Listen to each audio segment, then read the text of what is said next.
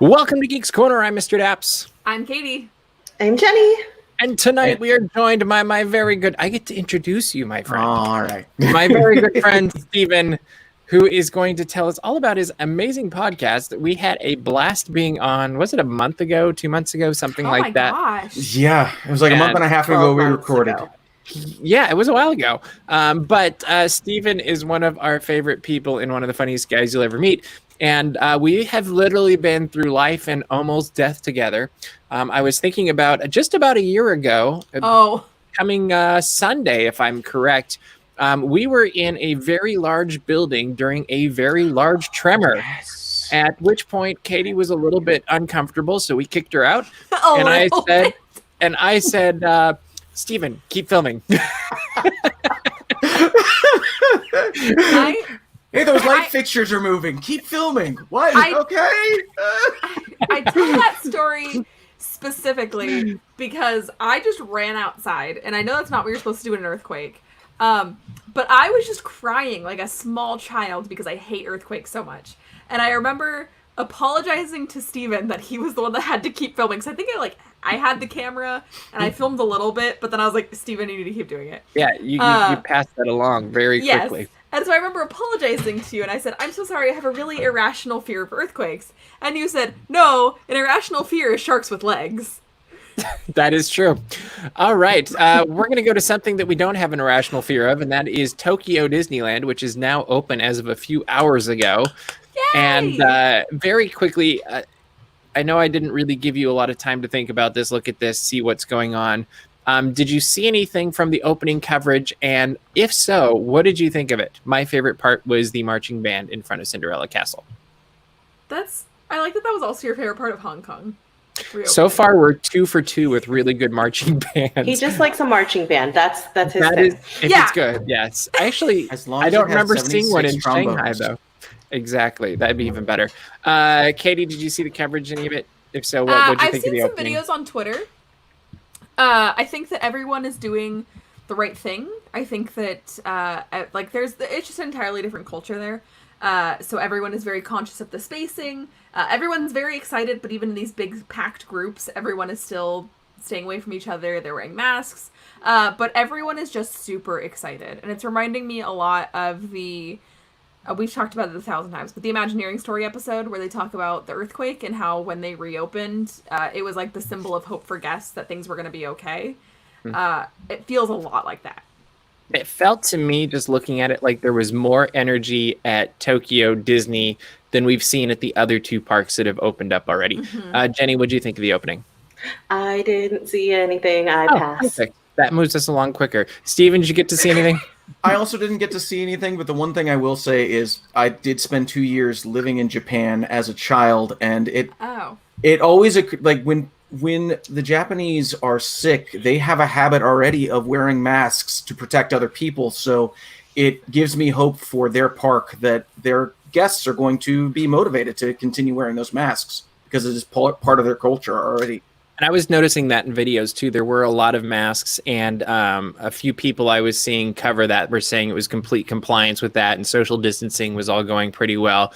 And obviously, we'll see as the day goes on and more people get in, because I think they can go in every few hours. They add more people, so that'll be very cool. Speaking of reopenings, we were completely 100% wrong last week when we were like, "Oh no, Disneyland will still open on the 17th." Guess what? It's not. So I think in hindsight, it's not super surprising. And I think it's probably working out for the best in every way, if I can speak for all 3 of you, so we can get on to more exciting things. And Downtown Disney will still open on the 9th. And who knows when everything else will. We'll keep you updated when we know more about that. So make sure to follow Daps Magic, because we will have that news as it becomes available. Big story of the week, though. Splash Mountain is no longer going to be a zippity-doo-dah day. Instead, it will be themed to Princess and the Frog. And Jenny so graciously went and got her 25th anniversary Splash Mountain poster that she was given on the day of. And my question, first off, you can have one word, actually. What is the one word that describes your reaction to this change? And Katie, you look like you're ready, so you can go first. Good. Okay, Jenny. Excited. Cool. Steven. Oh, Jenny stole my word. Elated. Let's go with Elated. That. Awesome. And I guess there's been tons of comments and discussion about if they should, what they should, all of that stuff.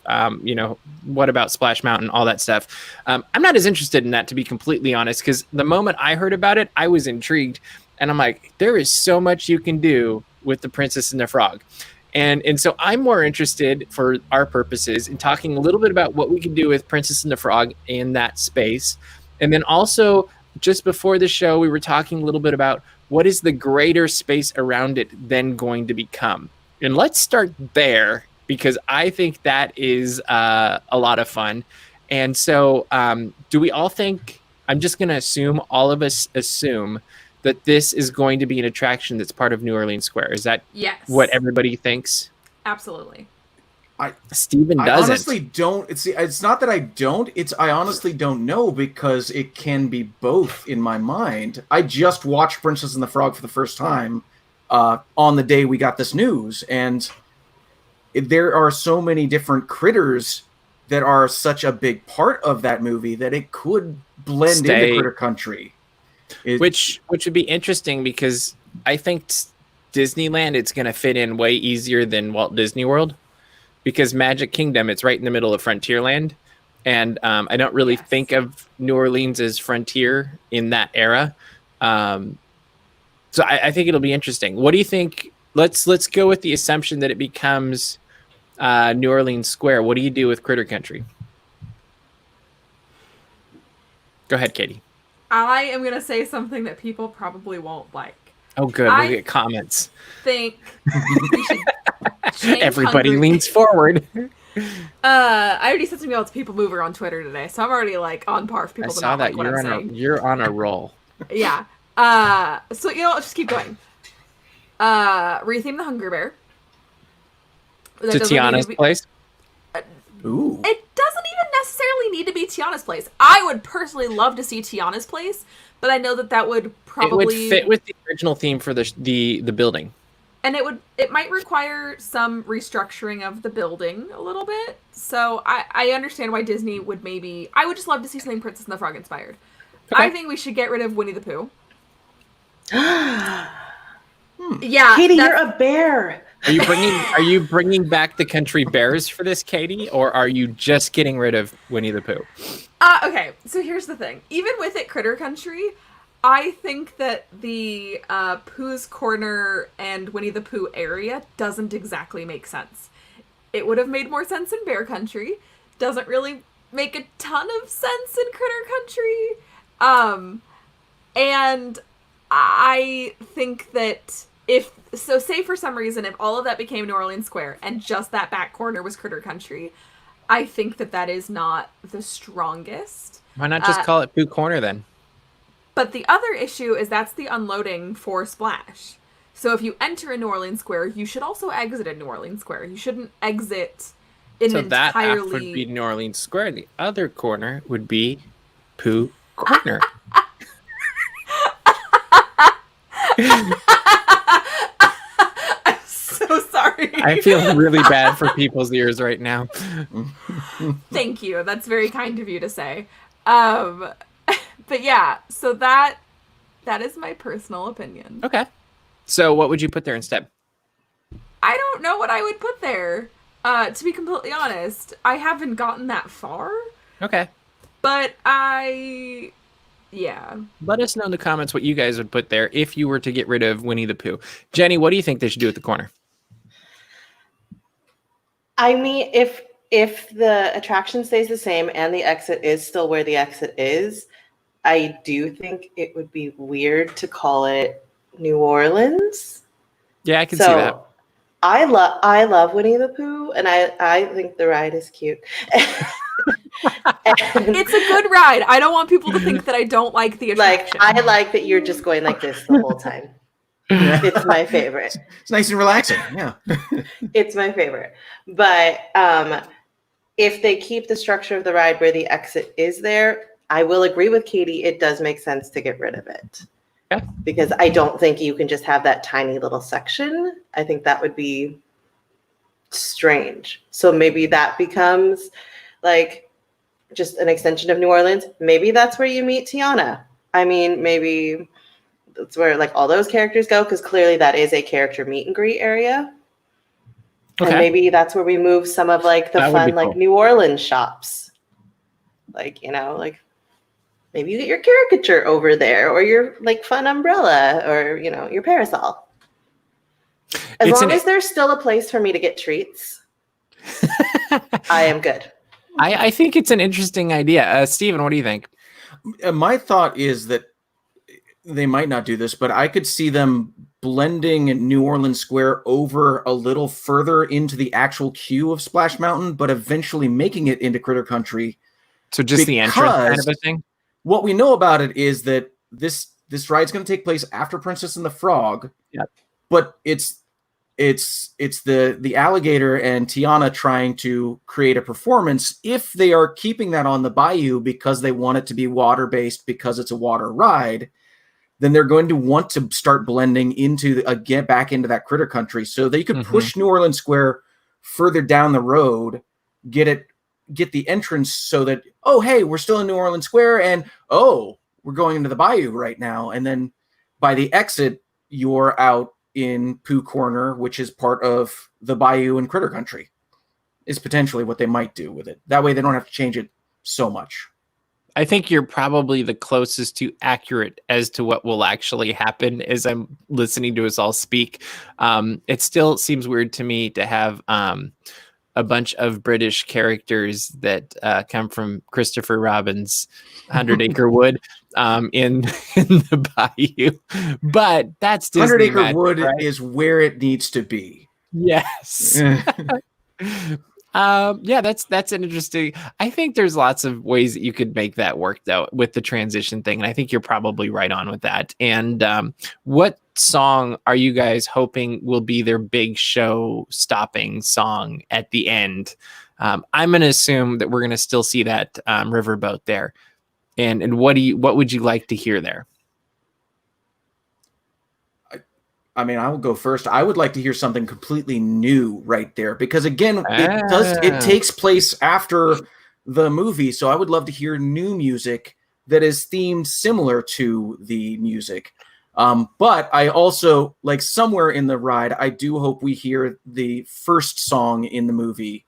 The song about Tiana looking forward to Tiana's place is almost a great there. Song. I love that. Yeah, Almost There. That was. I really like that song too.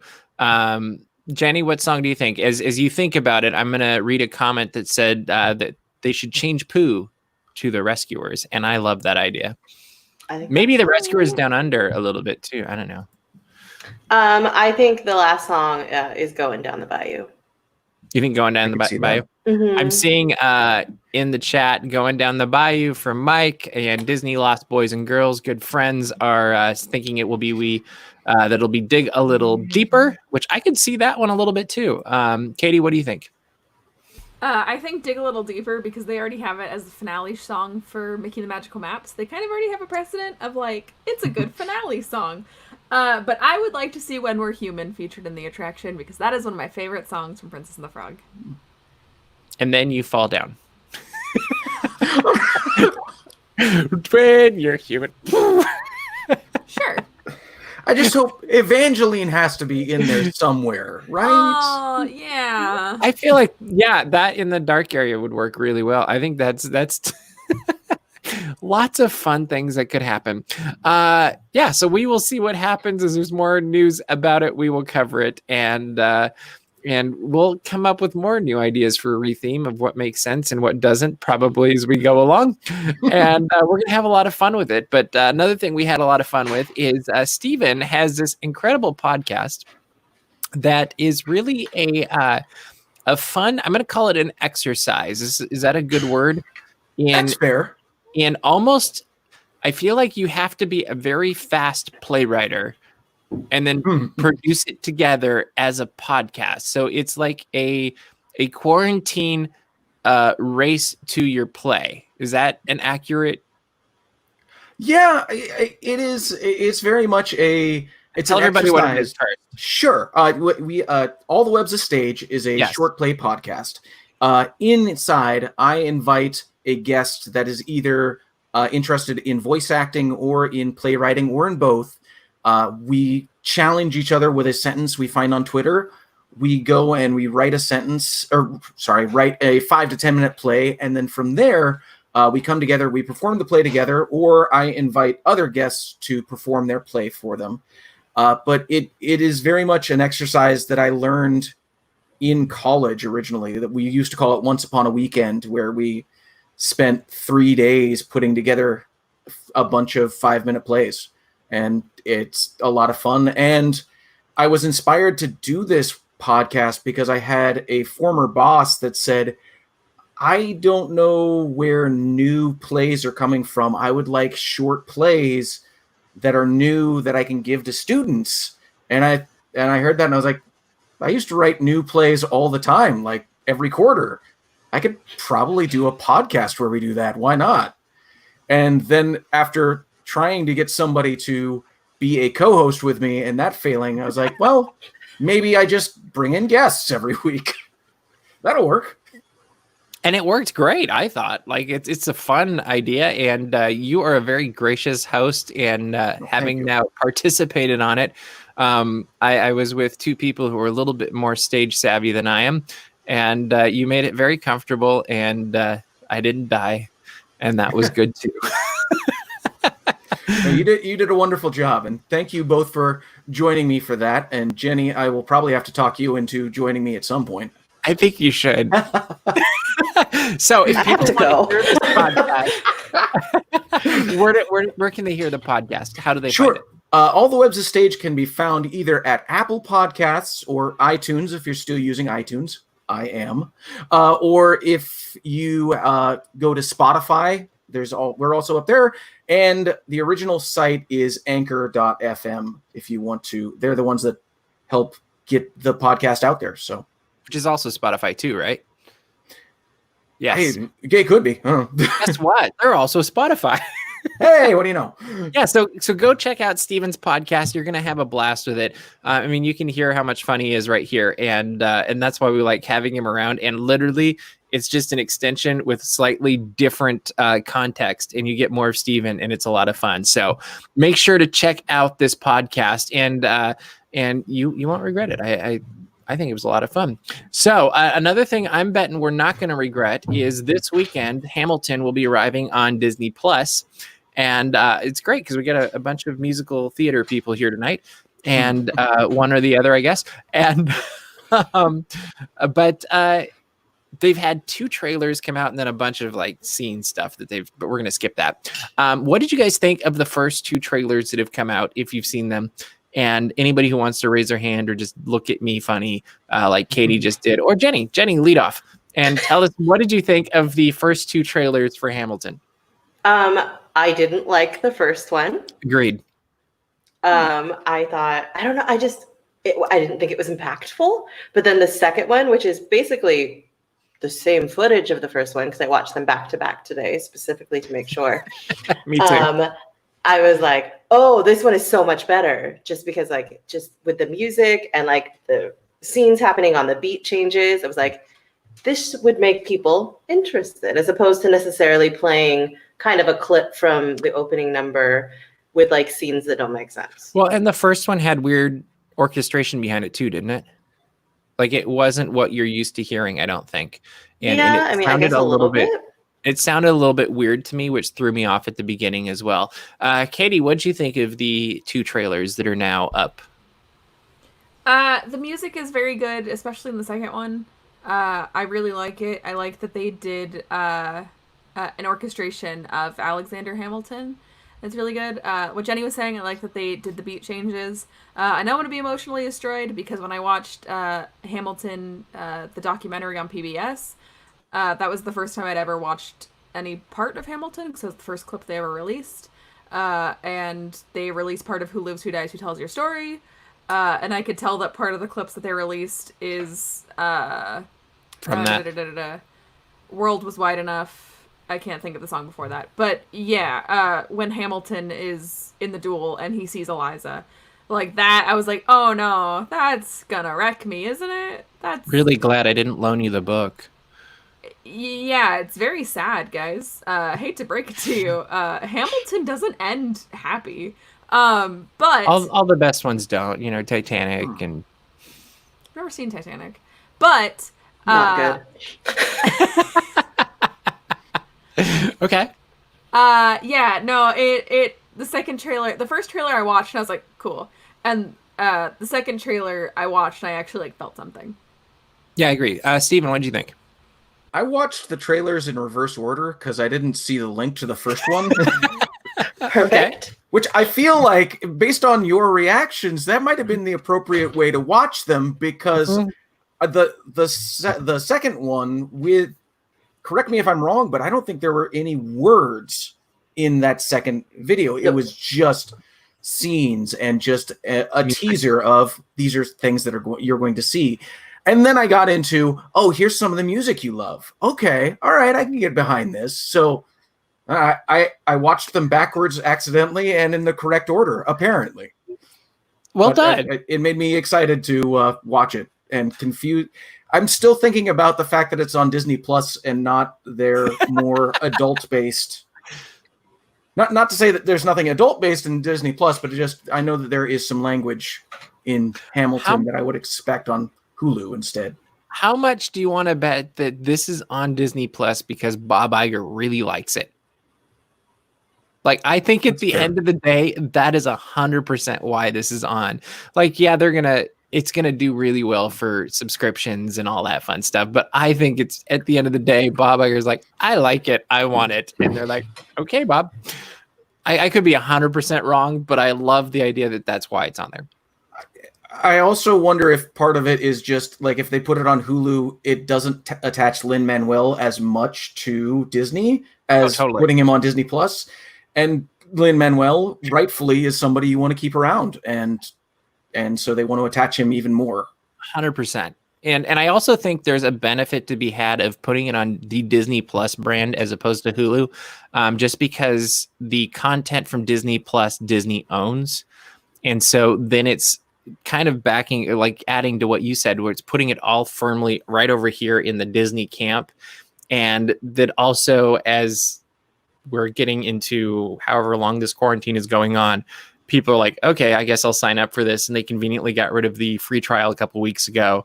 And I think it's a mutually beneficial choice to put it on Disney Plus. If they get the subscribers, they get Lin-Manuel, they firmly plant this now with people that now hear this and see the stage show are going to connect it with Disney at some level, because as we saw at the beginning of the trailers, they've got the big castle and the flag as they're coming down, which that to me was a little bit weird, but I was just like, I guess this is Disney now, and it'll be interesting to see. I can't wait for Hamilton to replace Frozen as the DCA stage show. That's what I'm excited about. That would be fantastic. With an improv section in the middle, right? Of course. Yeah. So how do you think this is going to be received on Disney Plus as we come back, looking at this, say, Sunday? Is this going to be a runaway hit for Disney? Is this going to be you think it's going to be a runaway hit? Oh, yeah, for sure. Because everybody has wanted to see Hamilton. And I think even people who have seen Hamilton want to watch this. Maybe they didn't get to see the original cast. That's me. I saw it last year, got to see one of my friends in it, and it was amazing. And so I'm challenging currently Lin-Manuel Miranda to be as good as my friend was as Hamilton. That is my challenge to him. And I hope that he lives up to it. But why don't you report that to us next week? Yeah, I'll let you know. I just hope, because we've all seen a pro shop before, right? All of us here. I just hope that people don't, because one thing, and it might be an unpopular opinion, but I know, I'm going to be Katie for a sec. Here's my hot take. I don't love pro shots because I don't like to be like told what to watch. I like to watch a stage as like a bigger picture. Like I like to sit further away. So I think it'll be like, I hope it doesn't make people who then go see regular theater think that like it's not as good because they didn't get to be, you know, this close to the lead. Well, and you got a good point, because I think some of the fun part of live theater is looking at the people who aren't in the center of attention and seeing how well they are keeping character or adding to the scene without detracting from the scene, which is really a gift. Like if you can be adding just enough without overtaking it, like you've got something there. And no, I think you got a point there. That could be an interesting thing. What do you think, Katie? Sunday? I think that it's going to be 2015, 2016 all over again, and there's going to be so much Hamilton discourse on the internet. Absolutely. Like, it's going to be like when the Cast album came out all over again. And that's not a bad thing. People are excited, and I think that a lot of people kind of have like a stigma on Disney Plus of like, oh, it's the thing my kids watch like Zombies or Frozen or whatever. This is something that everyone is going to enjoy. Well, not everyone is going to enjoy, but that it's a much wider market than, oh, Disney Plus is that thing my kids watch. Yeah, it does open up a lot. Like Steve, my mother wants to watch it. There you go. My mother. Ooh. I'm going to go watch Hamilton. What? I've been surprised at how many different generations are really looking forward to this weekend. I don't know that we'll actually get to see them, but I'd love to see the numbers for how many new subscribers this brings in and how many people watch this over the weekend. And if it's big enough, we might get them. Who knows? Steven, what do you think Sunday? My anticipation it's coming out July 2nd, 3rd. What's the date? Friday, yeah. My feeling is that July 4th, there is going to be a period of time in which we can't get on Disney Plus because people crashed it. That's my feeling about July 4th. Oh, I don't know about the rest of the weekend, but it's just going to be Saturday. There's going to be a problem. But a good problem. That's a good point. We will find out. That can be interesting. All right, we have one more trailer to discuss tonight, and that is for the upcoming Muppet show called Muppets Now that will be arriving at the end of July on Disney Plus as well. We've all had the chance to watch it. Steven, I'm going to let you kick off because I feel like you were the first person to text me back about it today. What did you think about the trailer for Muppets Now? I was very cautiously pessimistic about the announcement because I heard the freeform Muppets and I was like, don't they need a script? I don't understand. And then I watched the video and I was like, oh no, okay, I'm wrong. Plus, I'm really looking forward to seeing the legal guy some more. I agree. I can't wait. Is it an otter? Something like that? He seems to be an otter, and I love otters. So, hey. It looks like the Muppet build of Emmett Otter, and I could be wrong. Oh, but he had a different name though, didn't he? He's Joe Legal, but that's right, Joe Legal. It's the same Muppet. Like it looked. Well, that the would same make sense. As you're speaking about that, what did you think of the trailer? I really liked it. I watched it at first when it came out, and I didn't really know how to feel. But I've rewatched it since then, and I'm very excited. I really love, and here's another hot take for y'all. I loved the Muppets ABC 2015 series. I loved that series. I've watched it a lot in quarantine. It makes me happy. I think that this is going to be in the same vein for me. It's the Muppets. The Muppets get to be silly, and the Muppets get to do what they do, and that's what I want. Like, that's going to make me happy. Awesome. Jenny? That's my thought, too, is that it's just going to make me happy. I smiled when I watched the trailer, and I was like, oh, this is going to be fun, and very yes and. Yes. I'm hoping so, and I hope it's ridiculously silly because that's what made the original Muppet Show so much fun. Was they were just zany, and if they capture that, I think they'll have a hit on their hands, and hopefully we'll get more than 6 episodes it's coming out with first, and I would love to see that lead to more things. And I really think when you let the Muppets be the Muppets, that's when people really love them, and so that is my hope. But Katie, we gotta get out of here. We're running out of time. you should go to dabsmagic.com. You can read about all the things that we talked about here tonight. Also other things that are happening, because a lot of news is happening all the time as the world starts spinning again. You can also click on live, and there's also a Geeks Corner tab. You can see all the Geeks Corner things that have happened, see the history of Geeks Corner, and subscribe to our mailing list so you don't miss any of it. And Jenny, what else should they subscribe to?